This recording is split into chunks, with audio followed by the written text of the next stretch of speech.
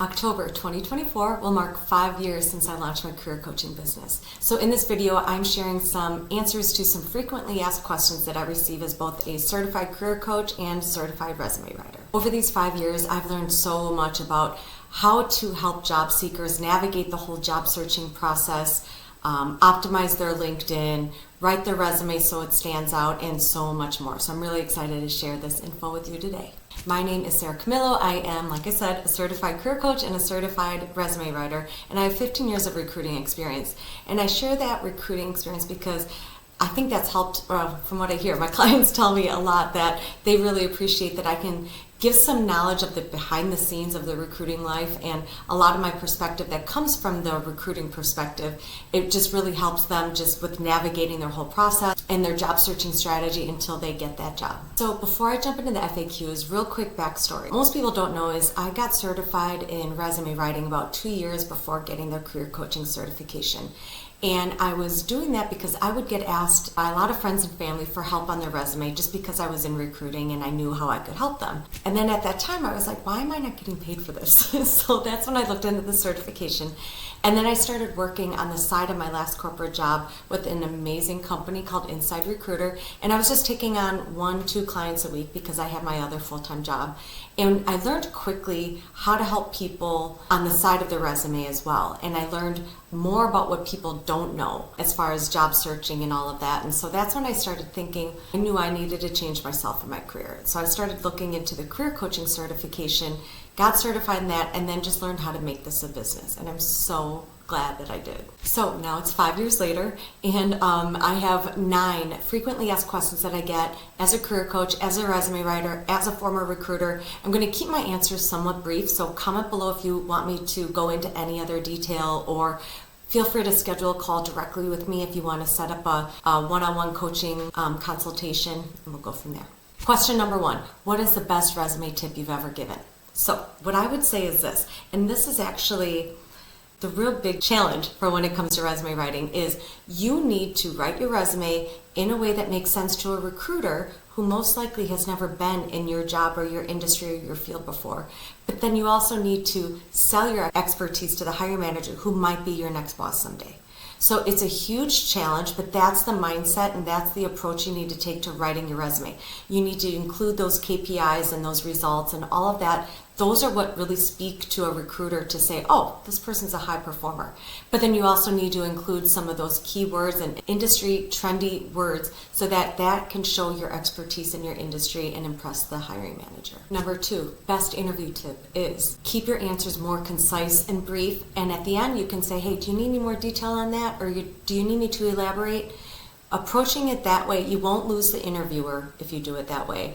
And then also, you won't ramble in case you become like your mind goes blank, like deer in headlights. If you have that kind of issue, this way, keeping your answers more brief, you have less to remember. So it's a really good tip so that you don't lose the interviewer. If they're a good interviewer, they're going to probe and ask for the information that they need. So you better to keep your answers concise. And concise doesn't mean boring. You still need to be specific. You need to share those accomplishments, share those results, those, like I said, those KPIs, those goals that you exceeded. Any of those details that show the accomplishments and the impact that you made at your company, that's the main focus that you need to include in an interview. If they need more context, they'll ask for it. Number 3, what is your best overall career advice? My answer is find your natural strengths. So how do you do that? By reviewing old performance reviews, by asking friends and family what they come to you for, finding those skills that come easy to you that don't come as easy to others. Those are really what our natural strengths are, and that's what I've learned through my clients is so many people overlook what comes easy to them and natural to them because they're their genuine strengths. And then once I point out to them, hey, not everybody's good at that. That doesn't come as natural to everybody else as to you. They're like, oh, okay, I guess I'm pretty good at that. So find those unique natural strengths and then maximize them. One story I had was, I remember earlier in my career that I would find out, like in my performance reviews, I always had bosses tell me, you're just really good at building relationships. And I never knew how to get that. Now I was in my 20s at the time, so I was like, all right, take me to a party then. I'll talk to anybody. But then it turned into, okay, so I was the one that came to different client dinners and different client meetings. I just could talk to everybody naturally. And I had to learn that not everybody was comfortable with that, or people didn't like doing that. I had fun doing that. I enjoyed those situations. Then that also turned into, well, if we had a difficult person or a challenging leader to work with, have Sarah work with her. I had no problem communicating with others and kind of winning them over. And that was just a strength of mine. I had learned how to incorporate that then throughout my career. Once I got over the fact that I was only good at a party, I learned how to incorporate that in my own career and made it a strength of mine even more. Number 4, what's the best way to stand out from the competition? My answer is find your unique story. This really goes for the interview process. Everybody has one. So let me share an example that I've shared with others and they're like, okay, I get it. So say you're in marketing. Break it down to 2 different types of people in marketing. You have the creative side who are in like graphic design, logo design, things like that. And you have the analytical ones who are looking at the competition, looking at marketing trends, analytics, things like that. Say you started off your career in graphic design. You really liked that and that was your focus. And then you're like, you know what? I want to go on the analytical side. So then you move in and you get a position on that side. And then you decide, you know what? I'm missing my creative job. I'm missing that. So I've had people come to me and they're like, I missed my chance. I can't go back to the creative side. And I'm like, no. You have a unique story to bring to this new employer, whereas you can talk to the creative side and how that works, as well as now you know how the analytical side works with that creative side. So that is part of your story. And you say, look, and it actually makes you even more appealing because they're going to be like, wow, they genuinely miss the creative side. They could stay where they're at now, but they want to go back to the creative side, they're going to appreciate that. Figure out your own unique story. I guarantee everybody has one, and this is one of my favorite things to work with my clients on. So if you need any help, set up a call with me below. I'll help you find that. But it really is unique to you and nobody else. Number 5, I love this one.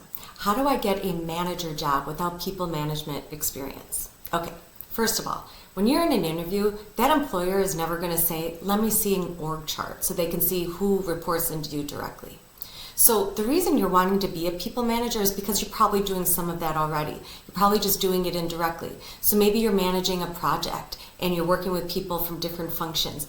Well, that is people management experience because you're delegating work to them, you're keeping them accountable, you're reviewing their work and their performance, you're coaching them as needed. All of those things are leadership and people management experience that you can talk about in an interview. Do they directly report into you? No, but that's okay. So you're not writing their performance review. That's really the only thing that's different.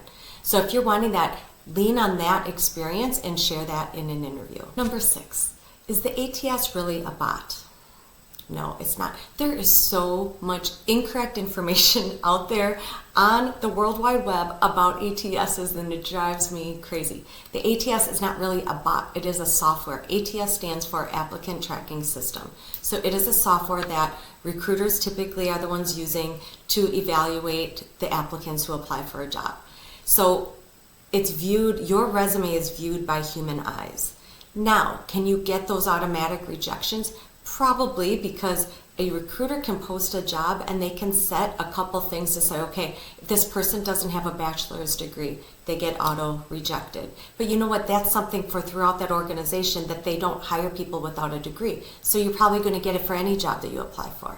So taking that aside, every other job that you apply for, your resume is being viewed by human eyes. Reach out with any other questions about the ATS. Again, there's so much wrong information. Don't believe everything you read about it. Reach out to somebody like me who's used it before if you have questions about it. Number 7, why do I see jobs reposted after I get declined? Okay, there's typically 3 different reasons why this happens. So 1, that company already thought they had their new hire. They extended an offer to somebody and then it didn't work out, so they repost the job. Another reason is it's an evergreen job. What that means is this company knows they're going to hire, say, a lot of account managers. So they just keep the job posting up there, maybe take it down and change the location or something and then put it up again. So you're just seeing the same job. It looks like the same to you all the time. You're seeing that same job being posted over and over because they're just collecting resumes. It makes for a bad experience on the candidate side, but it's that company's way of always keeping that pipeline open for them. And 3, This one is a little bit scary. I've definitely been seeing an uptick in fake jobs out there. So if you're seeing a job out there, make sure you look for it on the company's career site to make sure it's valid. Now, if you're seeing it on the career site over and over and over, that could be one of those evergreen jobs. But if you're seeing it on some boards out there that is like Jobify and some other weird boards, just always confirm on the company's site first and go from there. One other thing on that. Now, if you apply for that job, it's one location, just one option for that job. It's most likely, and then you see it posted again, it's most likely that first reason that I gave, that new hire didn't work out. So can you reapply? Sure, go ahead. Now, if you're seeing it more than twice, reposted, then it might be one of those evergreen jobs. Go ahead and reapply one other time and see what happens. Number 8, what's the best way to handle a career gap on my resume? In one word, honestly. So be prepared to share why you have a career gap when you get to the interview. When it comes to your resume, you have one of two options, and honestly, it's your discretion. If you want to put on there that you took a career gap to raise your family, care for a family member, took time off to travel, whatever that is, you can put that on your resume because you're most likely going to be asked about it anyway. So it's honestly your discretion how you want to handle it. And that goes for your LinkedIn profile as well. There is an option there now to put career gap, or I forget what it's actually called. You can put on there to just show what you were doing at that time. So whatever it is, it's up to you if you want to include on your resume or your LinkedIn. And then just be prepared to talk about it when it comes to the interview process. You don't have to share, this is where you don't have to be specific. You don't have to share details. You can just say, look, I needed to take time off to care for a family member who was ill. That's all you have to say. So no matter your situation, you don't have to share a lot of details at that time. For some reason, they're probably still going to ask you about it, but you do not have to share all the details. Just share what you're comfortable with. And number 9, what is your favorite thing about career coaching? And it's really helping people find their own unique story. And it's kind of like, I always see like a light bulb go on, and it's almost like I'm helping them with their own career makeover. If there could be a show about that, that'd be cool. So basically what it means is like they've been stuck for so long, they didn't know how to take that next step. So I'm just kind of helping them take that next step and doing it confidently. If they were stuck for a while, they're no longer stuck. I love that moment. It's always like a confidence booster. It's always like I see the glow in their eyes again, and like they're just so excited about that next step in their career. And a lot of times it's them just not knowing how to take that next step because maybe they haven't job searched in a while. And I love helping people take that next step and get prepared for the next move in their career. If I had to put it into one word, it's like a glow up that people are saying, a makeover that they're getting, that transformation. It's that moment. When that happens, I love it. So if you've been listening to this video, that probably means you're job searching right now. Put in the comments what types of jobs that you are searching for at this time. I would love to learn. Otherwise, please like and subscribe if you haven't already. Comment with any other topics you'd like for me to post in the future. All right, I'll see you in the next one.